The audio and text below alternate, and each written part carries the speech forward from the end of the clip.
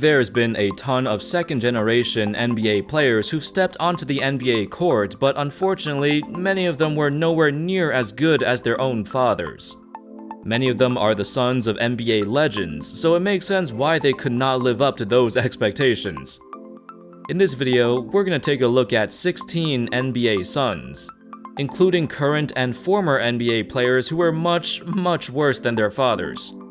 Oh, and I won't be talking about players who didn't even make it to the NBA like Jordan's kids. I'll only cover players who did make it. Alright, without further ado, let's get started. Number 16, Tim Hardaway. Known for his killer crossover, part of the Run TMC trio in Golden State, one of the most explosive and quickest point guards in NBA history.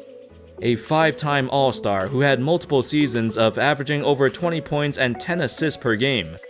Even after a devastating knee injury, Hardaway continued to produce and keep up his All-Star play. Unfortunately, his son, Tim Hardaway Jr., was nowhere near as good. He spent a couple of years playing for horrendous teams in New York and just chalked up as many shots as he could. Although he got better in Dallas, he's just not the same talent as his father was. The funny thing is, Tim Hardaway Jr. is one of the better sons on this list, believe it or not. Number 15, Doc Rivers. Despite being known primarily as a coach, Doc used to be an all-star. He was the starting point guard on some very good Atlanta Hawks teams in the 1980s, which were led by Dominique Wilkins.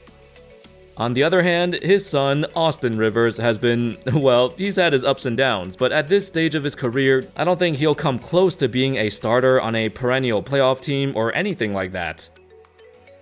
Number 14, John Lucas Jr. John Lucas Jr. was the first overall pick of the 1976 NBA draft. Although he didn't live up to his draft spot, he still played for 14 years and had some solid seasons. However, his son, John Lucas III, is famous for getting jumped over by LeBron. Essentially, for his entire career, he was a bench warmer and barely held on to a roster spot. He wasn't even drafted, while his father was the first overall pick. That's kinda disappointing. Number 13, Larry Nance. The 1984 Slam Dunk champion. One of the most iconic dunk contest photos of all time. I'm sure you've all seen this one. Larry Nance was a 3-time All-Star, averaged about 17 and 8 with over 2 blocks per game for his career. He was an incredibly athletic player on both ends of the floor. Nance was a major piece on both the Suns in the 80s and the Cavs in the 90s, as he appeared in the playoffs for 8 different years. But then, there's his son, Larry Nance Jr., who somehow got all of the athletic genes from his father, but without any of the other skills. Of course, all of the injuries in previous years haven't done him any favors. Number 12, James Silas. For those who don't know who James Silas is, he was one of San Antonio's earliest All-Stars around the same time as George Gervin. In the ABA and later on the NBA, he would help San Antonio reach the playoffs multiple times in the 1970s, and finished his career as a 2-time All-Star. Fun fact, in 1984, he would be the first player to ever get his jersey retired by the Spurs.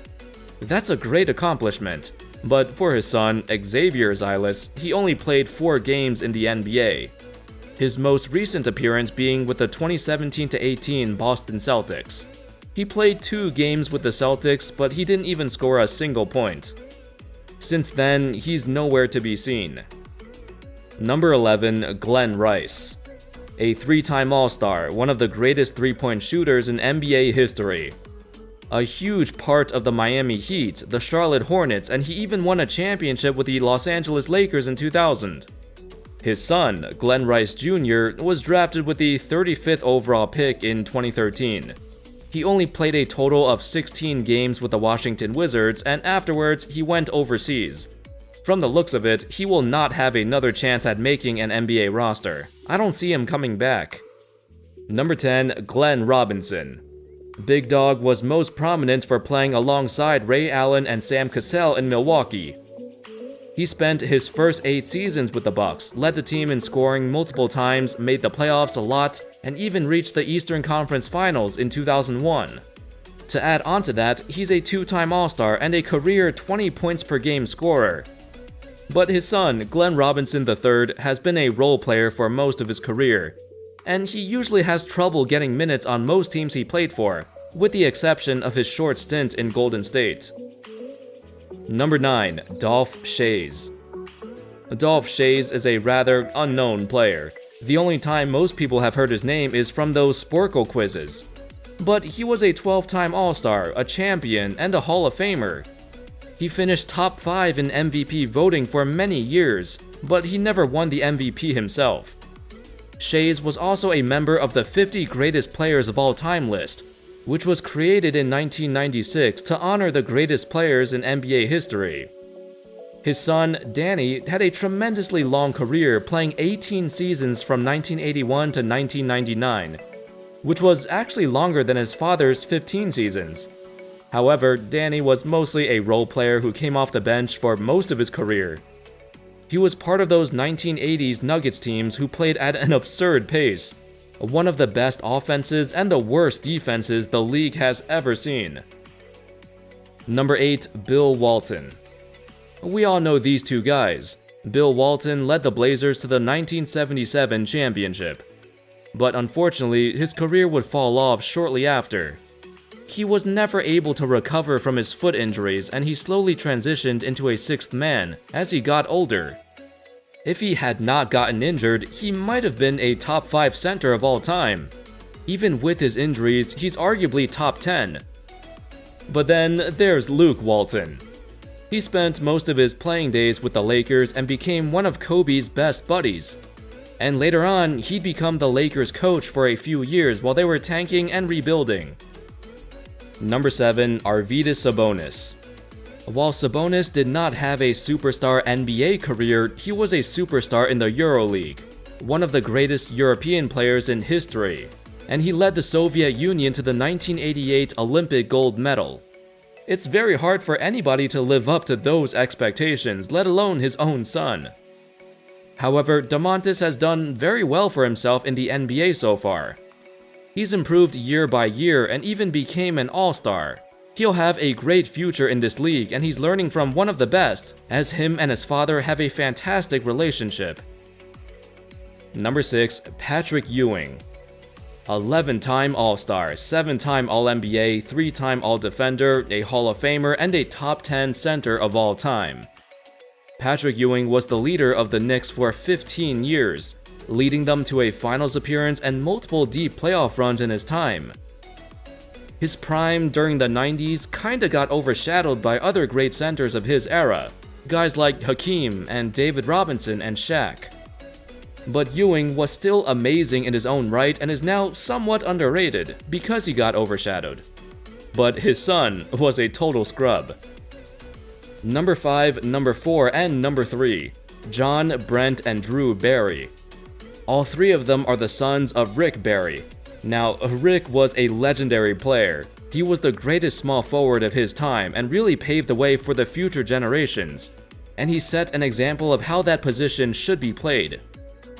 He was incredibly versatile, stuffed the stat sheet on a nightly basis, doing literally everything on the floor, even shooting his free throws underhanded. Over the years, the small forward spot would be defined by versatility, and guys like Rick and Elgin Baylor would be the first guys to lead the way. And he had 4 sons, 3 of whom made it to the NBA. Rick essentially had 3 chances for one of his sons to turn out good.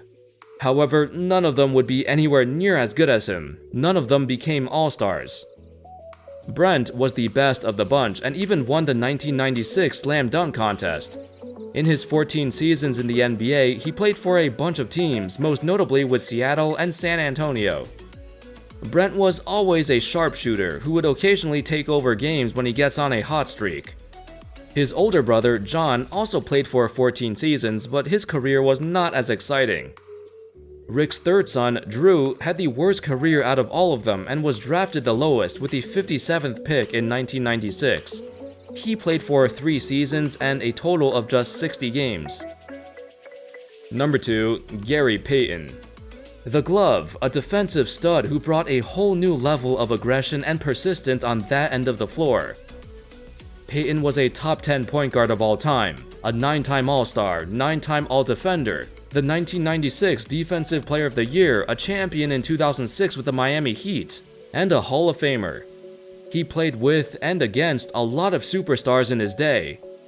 From Michael Jordan in the '96 finals to playing with Kobe and Shaq in 2004, then moving to Miami and playing with D. Wade. But Gary Payton Jr., on the other hand, went undrafted in 2016, but found his way into the NBA anyway. As of right now, he's still here, playing limited minutes, still better than expected considering that he did not get drafted. And number 1, John Stockton. The all-time leader in career assists, the all-time leader in career steals. In 19 seasons in the NBA, he was a 10-time All-Star, 11-time All-NBA, 5-time All-Defender, and a top 5 point guard of all time. Some would say he has an argument for maybe top 2 or top 3, considering his ridiculous resume and longevity. His son, David Stockton, was able to join a couple of Summer League teams, a couple of G League teams, but hasn't made it very far in the NBA yet. He's played a couple of NBA games as of now, but I don't see his career lasting that much longer. It's a bit too late now. And that's all, folks. Pretty much all of these guys were NBA legends, and it's a lot for their sons to live up to. Let me know your thoughts on these guys, and which players right now do you think could surpass their fathers? Let me know your thoughts in the comments. Thank you all so much for watching. I hope you enjoyed the video, and as always, I'll see you next time. Peace.